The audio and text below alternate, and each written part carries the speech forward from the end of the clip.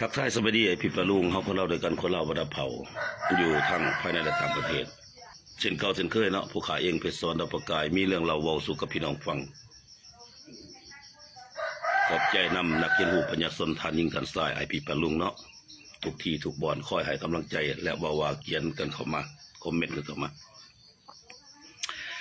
เมื่อนี้ผู้ขาก็จะเว้าเรื่องคนที่เขาเอื้อนว่ากลุ่มก้อน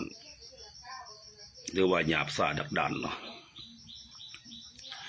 ประนามเหยียบย่ำซ้ำตืมคนหามาเว้าเนาะกับบ้านเพิ่นเมืองฐานคือสองคนผู้ขาเอาหูขึ้นนี่เนาะเฮาแวกเนาะสแตกขี่เป็นอาหารอัตภานก่อกวนคนหามาเว้าโดยที่ขาดลักลาลักการปั่นน้ำเป็นตอนความขาดเสาออกข่าวว่าหามาคำอยู่แย่ซอสันดานบ่สมเขาว่ากินเข่าพาหัวใจเนาะผู้ขาก็เลยตระหนักว่ามันคือสมบูรณ์กินเข่าพาหัวใจเนาะเพราะหัวใจมันมืดบอดอาหารหลักมันก็คือสิสอบกินเศษขยะคันสอภาษาบ้านไกลเคียงก็ว่าตัวเหี้ย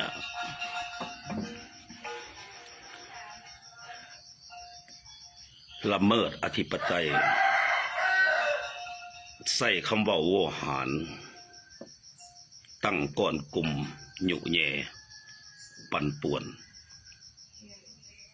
นำเอามิตรภาพที่ดีงามสองภาคฝั่งลาวไทยมาสร้างความบดีเฮ็ดให้สิ่งที่ดีงามสั่นไหวเฮ็ดให้คนสองชาติระแวงนี่ในนามส่วนตัวลูกผู้ชายตัวจริงจะบ่เสแสร้งแกล้งทำแล้วก็จะบ่ละเมิดสิทธิ์เพราะว่าตระหนักมารยาทของคนดีคือให้เกียรติเห็นผู้สิ่งที่ยากลำบากบ่ซ้ำเติมบ่ซอกหาบ่อิจฉาสองคนเนี่ยก็น่าสงสารเพิ่นผู้ดีเนาะอยู่ข้างๆอยู่ใกล้อยู่เคียงแต่ต้องมีสองคนเนี่ยเปื้อนดักด้านหยาบซ่าเว้ากับคนอื่นเว้ากับบ้านอื่นโดยพ่อได้แลกค่าจ้างรางวัล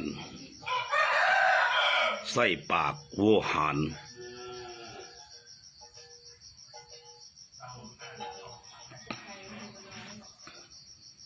เบิ่งหน้าเบิ่งตาก็บ่ต่างกันกับลูกหมาเนาะหมาขี้เหื่อนเสียเนาะเสียสัตว์เกิดตาย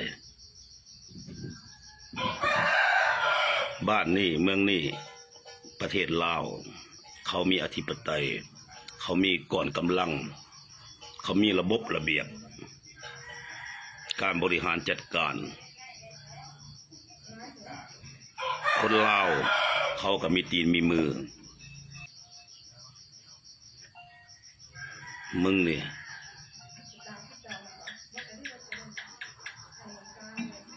ญาติมาเกิดปาดความเป็นคน